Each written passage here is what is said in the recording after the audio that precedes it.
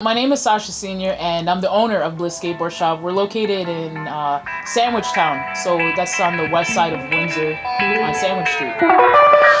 I'm from Brampton originally, but I've lived in Windsor since 2012. When I was in Brampton, we moved out to Caledon, and at that point in the area that we were in, it's a small town called Alton. We were the only black family there, and the kids up the street were skateboarding, and I was just like, yo, I want to make some friends.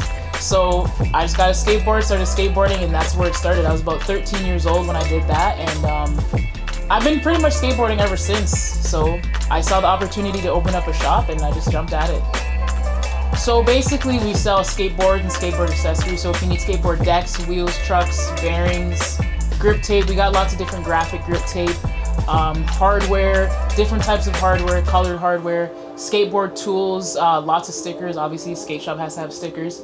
We sell some skate shoes as well, protective gear. And then we have some clothing articles, so like beanies, hoodies, long sleeve shirts, t-shirts, that kind of thing. Other random accessories like rugs with the skateboard company logo. So we got like Santa Cruz or Mob rugs. I like to try to get a lot of Canadian brands in here too. So some of the Canadian brands we have are Hoot and Blow, North Side of the Map, Y Skate Wax, and Vulcan skate bolts as well. So we have a variety of a lot of different products in the shop. Well, we officially opened March 20th, 2020, and every time I tell people that, they're always like, oh my gosh, like that's such a terrible time to open. And at the time when I thought about it, yeah, you know, it did seem kind of bad, but realistically over the course of the year, it's been great. We've had a lot of love from the community.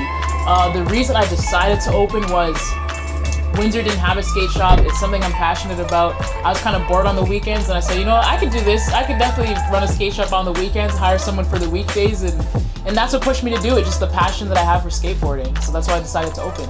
I work full-time with the Canadian Armed Forces. I do human resources, and my job is literally right up the street from the shop. So on my lunch breaks, if someone comes in, you might see me in uniform, and I'll just be here for an hour on my lunch break dealing with whatever, and then I'll leave after that.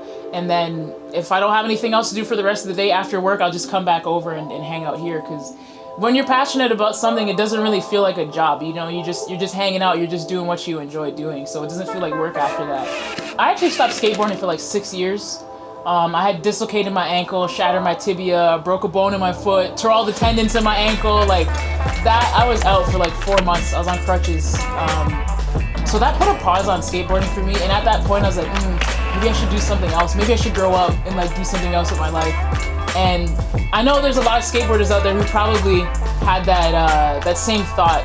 And so when I got back on my board, I was like, oh my gosh, I can't believe I miss doing this so much. And like my passion kind of grew out of me being stagnant and actually not skateboarding. Getting back on the board, I realized how much I loved it. The easy thing for me right now is like being able to sell the products, because I might not know all about the products, but I know about skateboarding, and I know the do's and don'ts, and it's easier to sell something and present something to someone if you know what you're talking about. So that's the easy part. The hard part was figuring out, how do I get a business license? How do I get a GST number? I need another license on top of the license that I have. How do I do that? How do I start an e-commerce? How do I make sure that my POS system and my e-commerce is talking to each other? Those are the issues that I've had, and it's all a learning curve. Like when you get into a business, you're not going to know everything, and you have to understand that you're not going to know everything. It's okay to ask questions. It's okay to ask for help, and research as much as you can. We're in the age of information, right? So Google's your best friend, or Bing or Yahoo Answers, whatever you want to use. I pretty much put the cart before the horse, and I got the space and I remember like standing in here like, all right, what do I do next? Like, how do I get it started? So don't be intimidated by it. There's going to be challenges, but you can figure it out. So there's different things that we've implemented to help prevent the spread of COVID, and it has definitely affected the business, but for me, it's kind of like a round two, because we already went through the round one where we had to be closed, and we were able to overcome that by pushing sales online. So we were really slow at the beginning, and then once we were able to open back up, we were like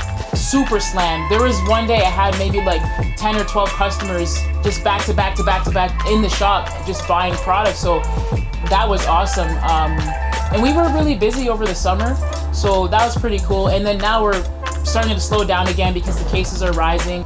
So if someone's new to skateboarding, I always tell them, you know, you have two options. You can purchase a complete board, which is one that's already made for you, or you can build a board yourself. When you build a board, that's more customizable to the skateboarder, because you say, you know what, I like these wheels, I don't care what size, I like this color. All right, fine, that's you, do you, right? You know, you choose the graphic on the board, you choose your truck, all that kind of stuff. So that's more customizable if you want to go that route. If you're like, I don't really want to spend that much money because it is more expensive to purchase something that is, you know, you're customizing it, then you can pick a board that's already complete. And that's a good starting point for a beginner skateboard. So, I mean, I don't really influence anyone in terms of saying, hey, buy this one, just buy this product. I explain to them, like, this is why this is different, this is why the price is different, here's the different shapes, this is what this is for compared to what that is for. And then it comes down to the customer whether they want to buy a complete or whether they want to build a customized board for themselves.